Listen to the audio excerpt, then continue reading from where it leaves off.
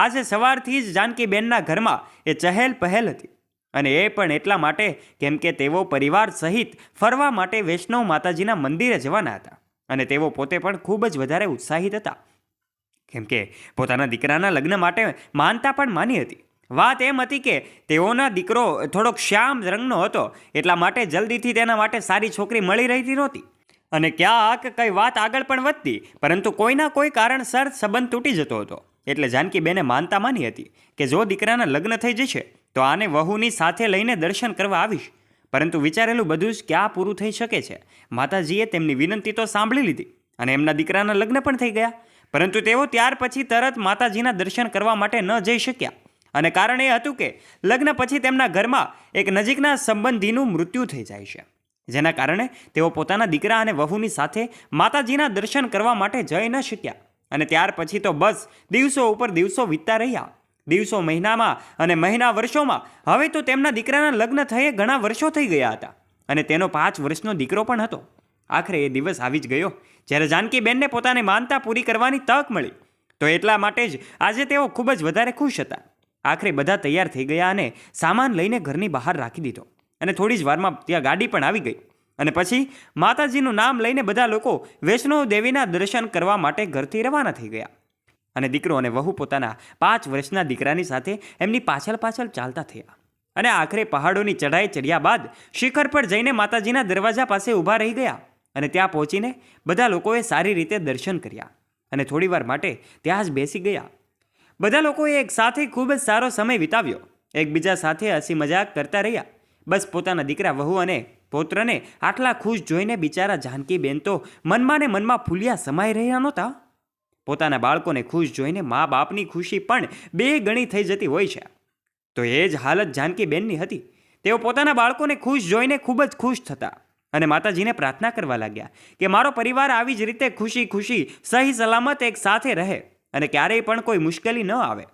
થોડીવાર પછી ત્યાં દર્શન કરીને કંઈક ખાધા પીધા પછી તે લોકો ત્યાંથી ચાલતા થયા. નીચે ઉતર્યા બાદ તે લોકોને બીજી પણ જગ્યાએ દર્શન કરવા માટે જવાનું હતું.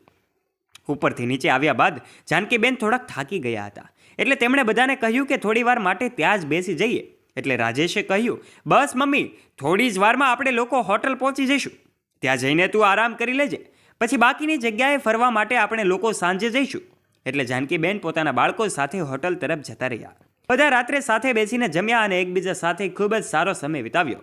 ત્યારબાદ બધા આરામ કરવા માટે જવા લાગ્યા. તો જાનકીબેનનો પૌત્ર પોતાના દાદી સાથે સૂવા માટે જીદ કરવા લાગ્યો, પરંતુ રાજેશે પોતાના દીકરાને જાનકીબેન પાસે જતા રોકી દીધો અને બોલ્યો, બેટા, દાદી થાકી ગયા છે, એમને આરામ કરવા દે. તું એમની પાસે રહીશ તો એમને આરામ નહીં કરવા દે, રાત્રે ઊંઘમાં લાતો મારીશ. એટલે જાનકીબેન બોલ્યા, અરે બેટા, શું કામ એને ના પાડે છે? એની ઈચ્છા છે તો ભલે ને તે મારી સાથે સૂઈ જતો. ઉલટાનું હું રૂમમાં એકલી હોઈશ તો મારું પણ મન લાગેલું રહેશે. એટલે રાજેશે કહ્યું, મમ્મી, બીજો તો કોઈ વાંધો નથી, પણ મીનાને પગમાં લાગી ગયું છે એટલે તે થોડીક ઉદાસ થઈ ગઈ છે. તો ચિંટુ એની પાસે રહેશે તો એનું મન લાગતું રહેશે, નહીતર તે ઉદાસ જ રહેશે. પોતાના દીકરાની વાત સાંભળીને જાનકીબેને હા પાડી અને બોલ્યા, બેટા, તું બિલકુલ બરાબર કહી રહ્યો છે.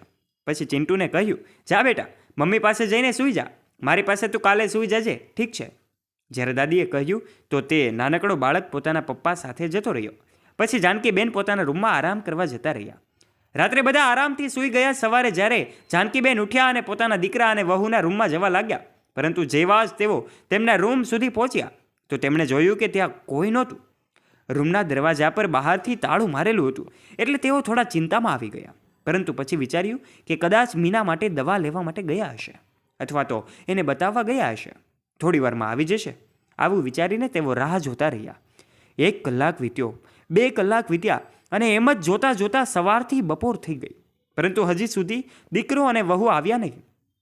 ટેન્શનના કારણે તેઓ રિસેપ્શન પર જઈને પૂછવા લાગ્યા, મેડમ, મારી સાથે મારો દીકરો અને વહુ પણ હતા, એવો રૂમ બહારથી લોક છે, તો શું તેઓ ક્યાંય ગયા છે, તમને ખ્યાલ છે?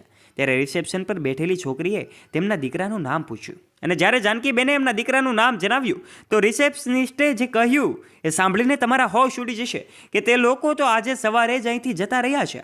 આ સાંભળીને જાનકીબેન ગભરાઈ ગયા અને બોલ્યા, બેટા, જરા સરખી રીતે ચેક કરીને કહો, શું સાચે જ મારો દીકરો જતો રહ્યો છે? અને જો ગયો છે તો શું એની પત્ની પણ તેની સાથે હતી? ત્યારે તેણે કહ્યું હું જ્યારે સવારે અહીં આવી રહી હતી ત્યારે મેં એક હસબન્ડ વાઈફ અને એની સાથે એક નાના બાળકને જતા જોયા હતા, પરંતુ હું એ ના કહી શકું કે તે લોકો તમારા દીકરા અને વહુ હોય કે નહીં, મને ખબર નથી. પરંતુ જે નામ તમે જણાવી રહ્યા છો તે નામથી 2 રૂમ બુક કરવામાં આવ્યા હતા.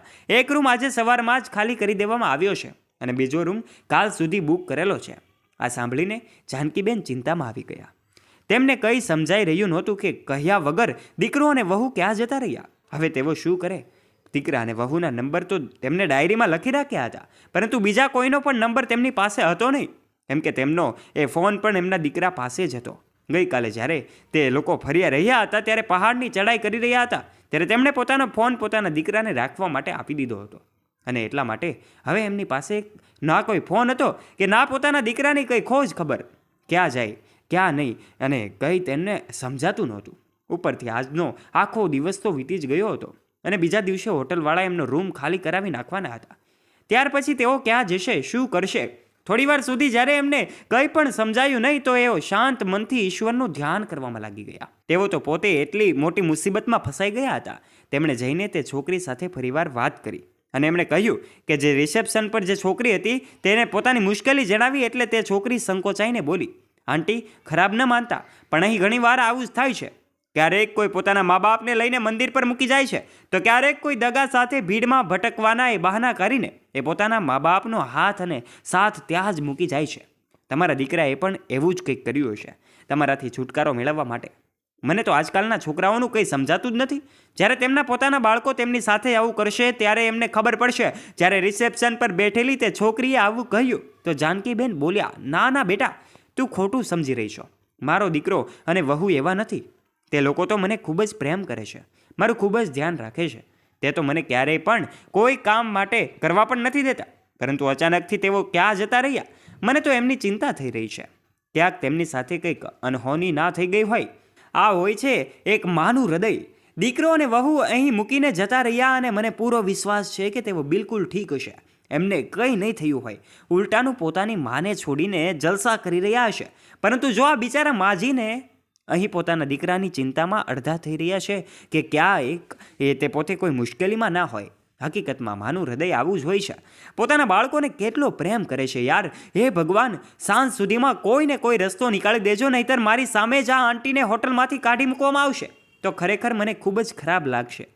પરંતુ હું એ કરી પણ શકું? શું કરી શકું? હું પોતે પણ મારા મામા મામી પર નિર્ભર છું. જો મેં એમને આંટીની મદદ કરવા માટે કહ્યું પણ તો તેઓ મને જ ઘરમાંથી બહાર કરી દેશે.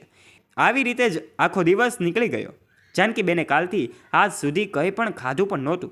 એના કારણે તેઓ ખૂબ જ કમજોરી અનુભવી રહ્યા હતા. તેમણે ફરીવાર રિસેપ્શન પર જઈને શ્રેયા સાથે વાત કરી. તેમણે શ્રેયાને એક કાર્ડ આપ્યું જે કદાચ એમના કપડાના બેગમાં ભૂલથી આવી ગયું હતું. એ કાર્ડમાં જાનકીબેનના પડોશીના ઘરનું એડ્રેસ લખેલું હતું અને આ પડોશીના ઘરેથી જ પોતાના ઘરે તેઓ આરામથી જઈ શકવાના હતા. તેમણે આવીને શ્રેયાને કહ્યું, બેટા, જો તું મારી મદદ કરી દઈશ તો હું તારી આભારી રહીશ. જીવીશ ત્યાં સુધી તારો આ ઉપકાર નહીં ભૂલું. હું એક વખત ઘરે પહોંચી જઈશ તો પોતાના દીકરા વહુ એ પણ એ ભાળ મેળવી લેશે કે તેઓ ક્યાં છે, ક્યાંક કોઈ મુસીબતમાં તો નથી ને. એટલે શ્રેયા બોલી, આંટી તમે પ્લીઝ અહીં આ બધી વાતો ન કરો. અહીં ઘણા બધા કસ્ટમર આવેલા છે. તમે પ્લીઝ પોતાના રૂમમાં જાઓ, કેમ કે અહીં તમે આ રીતે વાત ન કરી શકો. બધા લોકો તમને જ જોઈ રહ્યા છે. શ્રેયાએ જાનકીબેનને સમજાવીને તેમના રૂમમાં મોકલી દીધા. પરંતુ જ્યારે જાનકીબેન પોતાના રૂમ તરફ જવા લાગ્યા તો ત્યાં રસ્તામાં જ અચાનક તેમને ચક્કર આવ્યા અને તેઓ બેભાન થઈને પડી ગયા. ત્યાં હાજર રહેલા માણસોની ભીડ જમા થઈ ગઈ. શ્રેયાએ તેમને પાણીના છાંટા માર્યા અને હોટલમાં કામ કરવાવાળા છોકરાની મદદથી તેમને લઈને તેમના રૂમમાં મૂકી ગઈ અને એની સાથે પોતાની બહેનપણીને પણ બેસાડી આવી. એટલે શ્રેયાએ તેમને કહ્યું, આંટી તમે શું કરી રહ્યા છો? તમે મારાથી મોટા છો, પ્લીઝ આવી રીતે હાથ ના જોડો. તમે મારી મમ્મીના ઉંમરના છો. જુઓ આંટી, એવું નથી કે હું તમારી મદદ કરવા નથી માગતી, પરંતુ અત્યારે હું થોડી મજબૂર છું. તમે ધીરજ રાખો. થઈ શકે કે ભગવાન તમારી વિનંતી સાંભળી લે, અને જો એવું ન થયું તો હું બોસ સાથે વાત કરી જોઈશ કે તેઓ થોડા દિવસો વધુ તમને અહીં રહેવા દે. તમે ચિંતા ન કરો. મારાથી જેટલું થઈ શકશે એટલી મદદ હું તમારી કરીશ. ઠીક છે, ત્યારે તમે આરામ કરો અને ખાવાનું ખાઈ લો. એમને ખાવાનું આપીને શ્રેયા ત્યાંથી જતી રહી. જાનકીબેનનું મન તો આમ પણ લાગી રહ્યું નહોતું અને પછી દીકરાને એ વહુની ચિંતા પણ તેમને થઈ રહી હતી. હવે તો બિચારા જાનકીબેન પ્રાર્થના કરતા રહ્યા ગમે તેમ કરીને તેમનો દીકરો ત્યાં તેમને લેવા માટે આવી જાય, પરંતુ વિચારેલું ક્યારેય થાય છે. આખી રાત વીતી ગઈ અને હજુ સુધી એમનો દીકરો આવ્યો નહીં. બીજા દિવસે સવારે જ્યારે શ્રેયા પોતાના કામ પર આવી રહી હતી તો તેણે જોયું કે મેનેજર જાનકીબેનનો સામાન હોટલની બહાર કાઢી રહ્યો હતો, કેમ કે જાનકીબેન બહાર નીકળવા માટે તૈયાર હતા નહીં. તેઓ વારંવાર વિનંતી કરી રહ્યા હતા કે બેટા મને થોડા દિવસો વધારે રહેવા દો, હું બહાર રસ્તા પર ક્યાં રહીશ. પરંતુ મેનેજરે તેમની એક વાત સાંભળી નહીં અને એમનો હાથ પકડીને તેમને બહાર કાઢી મૂક્યા. જ્યારે શ્રેયાએ આ બધું જોયું તો તેનાથી સહન ન થયું. વૃદ્ધ મહિલા સાથે આ રીતનો વ્યવહાર થતો જોઈને તે મેનેજર ઉપર ખીજાઈ ગઈ અને બોલી, આ કઈ રીતે છે સર? માન્યું કે તેમની પાસે રૂપિયા નથી, પરંતુ તમને એટલી પણ ભાન નથી કે કોઈ વૃદ્ધ વ્યક્તિ સાથે આવી રીતે વ્યવહાર ન કરવો જોઈએ. આ આંટી તમારી મમ્મીની ઉંમરના છે અને તમે એમની સાથે આવું વર્તન કરી રહ્યા છો. એટલે મેનેજર બોલ્યો, તું ભાનમાં તો છે ને? તને ખબર છે કે તું કોની સાથે વાત કરી રહી છે? 2 મિનિટમાં હું તને નોકરીમાંથી કાઢી શકું છું, પરંતુ આ માજીને લઈને રસ્તા પર ભટકતી રહી જાય, સમજી તું? આ બધું સાંભળીને શ્રેયા બોલી, મારે ભટકવું જશે તો ભટકી લઈશ, પરંતુ તમારા કરતાં તો હું સારી છું સર. કમસે કમ મારી પાસે ભલે રૂપિયા નથી પણ સંસ્કાર જરૂર છે કે નાના મોટા સાથે કઈ રીતે વર્તન કરવું જોઈએ. તમે તો રૂપિયાના ઘમંડમાં આવીને બધા સંસ્કાર ભૂલી ગયા છો. જો તમે થોડા દિવસો માટે આંટીને તે રૂમમાં રહેવા દેશો તો કંઈ મોટી આફત આવી જવાની છે. એવું તો નથી કે તમારી હોટલનો એક પણ રૂમ ખાલી નથી?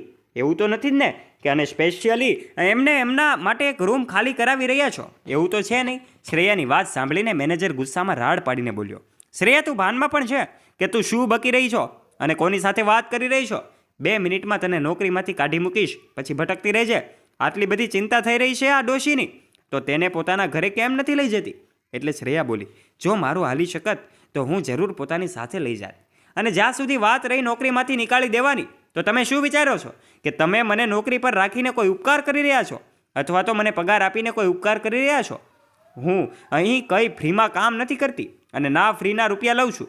કામ કરું છું એટલે તમે પગાર આપો છો. અને જો તમારી પાસે વર્કર્સની કમી નથી તો મારા માટે પણ નોકરીની કોઈ કમી નથી.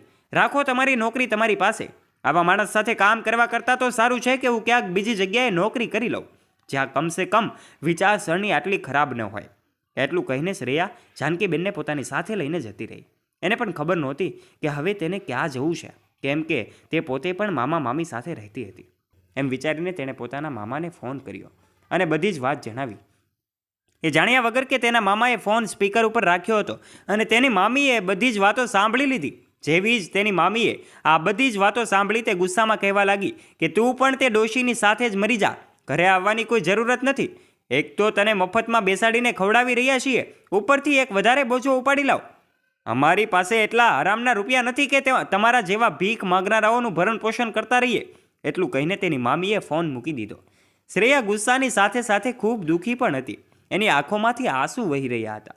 જાનકીબેને એને આટલી દુઃખી જોઈ તો પૂછવા લાગ્યા કે આખરે શું વાત છે. શ્રેયાએ પોતાની મમ્મીની બધી હકીકત જણાવી કે તેને મામી તેને હેરાન કેટલી કરે છે. નાનપણમાં જ તેના માતા પિતાનું મૃત્યુ થઈ ગયું હતું, ત્યારથી એનું બીજું કોઈ પણ નહોતું, એટલે મજબૂરીમાં મામા મામી સાથે રહે છે.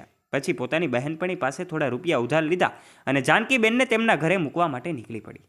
જ્યારે તેમને લઈને તેમના ઘરે પહોંચી તો જોયું કે ત્યાં તેમની શોક સભાનું આયોજન કરવામાં આવ્યું હતું અને અત્યાર સુધીમાં ત્યાંથી બધા લોકો જતા રહ્યા હતા. ઘરે ફક્ત દીકરો, વહુ અને પરિવારના અન્ય લોકો હતા. સાથે જ ઘરમાં કામ કરવાવાળો એક નોકર હતો. કુલ મેળવીને ઘરે 3-4 લોકો જતા. એટલે દીકરો અને વહુ નિશ્ચિત થઈને અંદરો અંદર વાતો કરી રહ્યા હતા. તે બંને વાતો કરતાં કરતાં એ કહેવા લાગ્યા કે આખરે આપણી મુસીબત ટળી ગઈ. હવે તો આટલી દૂરથી મમ્મી ઈચ્છે તો પણ પાછા નહીં આવી શકે. આ બધું સાંભળીને જાનકીબેન પૂરી રીતે ભાંગી પડ્યા હતા. આખરે કઈ રીતે એમને પોતાનો દીકરો મા વિશે આવું વિચારી શકે છે? હવે તે બિચારા ખૂબ જ દુઃખી હતા અને બસ રડતા જ હતા. અહીં શ્રેયા જે તેમની મદદ કરવા માંગતી હતી અને એટલા માટે તેમને અહીં લઈને આવી હતી કે કદાચ તેઓ સાચે જ પોતાના દીકરાને વહુથી અલગ થઈ ગયા હોય અને તે તેમના પોતાના દીકરાને વહુથી મળાવી શકે, પરંતુ થયું બિલકુલ એવું જ જેવું શ્રેયાએ વિચાર્યું હતું. દોસ્તો, આ સ્ટોરી વિશે તમારું શું કહેવું છે? તમારો મંતવ્ય અમને કોમેન્ટ બોક્સમાં કોમેન્ટ કરીને અવશ્ય જણાવજો. તથા આવી જ અનેક સ્ટોરીઓ જોવા માટે અમારી યુટ્યુબ ચેનલને નીચે રહેલું બેલ આઇકન દબાવીને અવશ્ય સબસ્ક્રાઇબ પણ કરી લેજો. વિડીયોને શેર કરવાનું ના ભૂલતા.